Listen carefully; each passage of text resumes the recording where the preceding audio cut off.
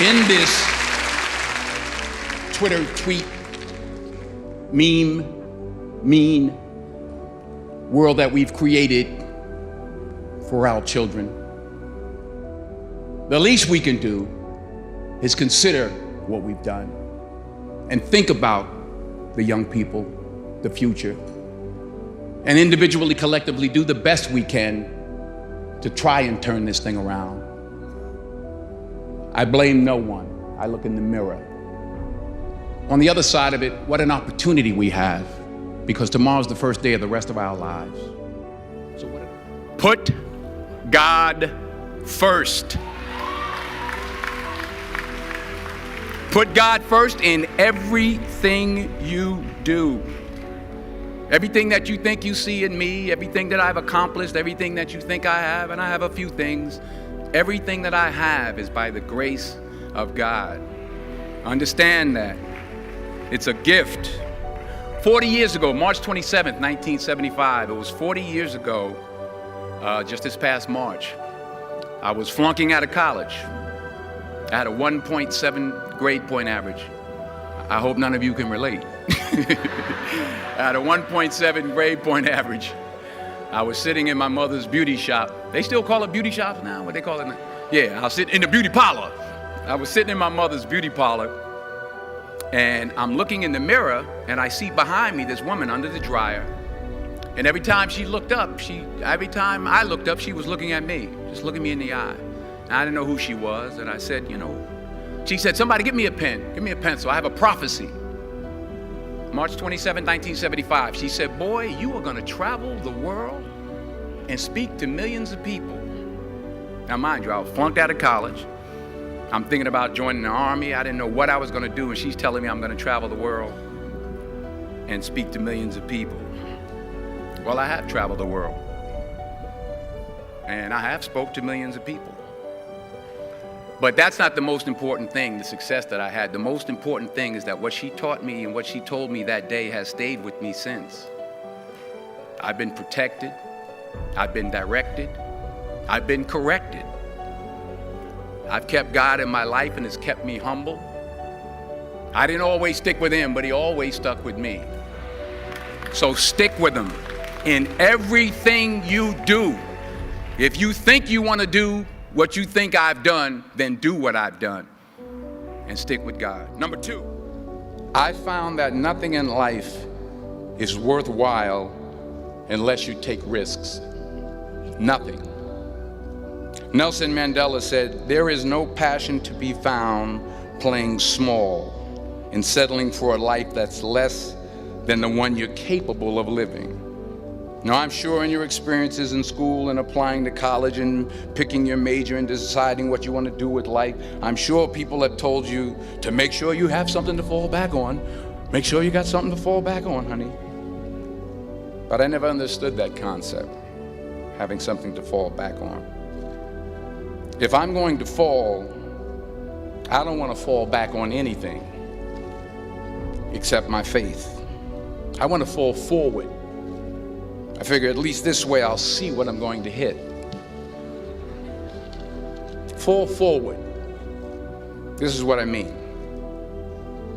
Reggie Jackson struck out 2,600 times in his career, the most in the history of baseball. But you don't hear about the strikeouts. People remember the home runs. Fall forward. Thomas Edison conducted 1,000 failed experiments. Did you know that? I didn't know that. Because the 1,001st was the light bulb. Fall forward. Every failed experiment is one step closer to success. You've got to take risks, and I'm sure you've probably heard that before. In order to achieve your goals, you must apply discipline, which you have already done, and consistency every day, not just on Tuesday and miss a few days. You have to work at it every day. You have to plan every day. You've heard the saying, we don't plan to fail, we fail to plan. Hard work works.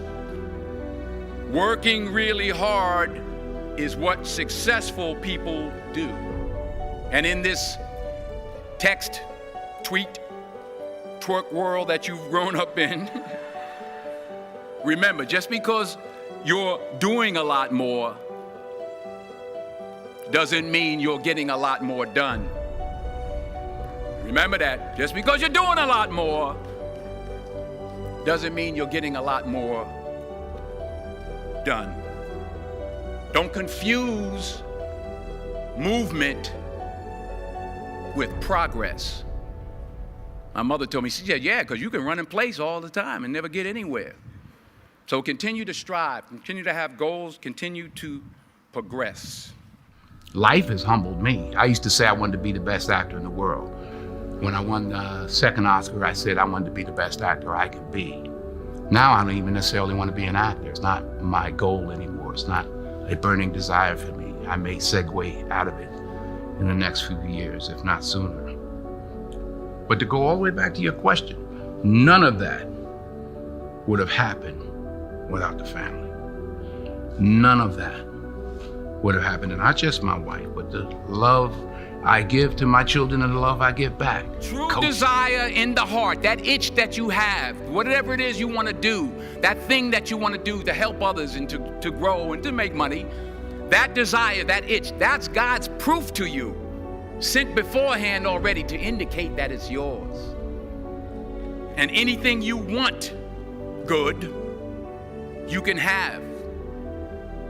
So claim it. Work hard to get it. When you get it, reach back. Pull someone else up. Each one, teach one. Don't just aspire to make a living. Aspire to make a difference.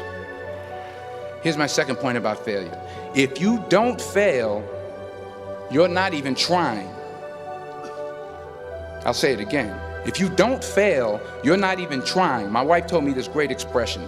To get something you never had, you have to do something you never did. Les Brown's a motivational speaker. He made an analogy about this. He says, imagine you're on your deathbed, and standing around your deathbed are the ghosts representing your unfulfilled potential. The ghost of the ideas you never acted on.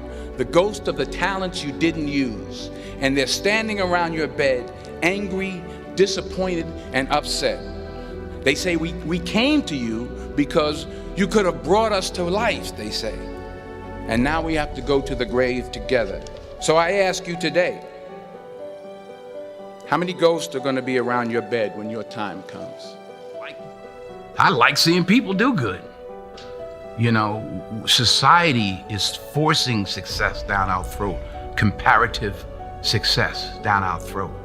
You know, I don't know if the Bible says it, but it's somewhere it says in the last days we'll become lovers of ourselves. It's in the Bible. The number one photograph now is a Selfie. Yeah. So we all want to be followed. We all want to lead, I should say, and we're willing to do anything.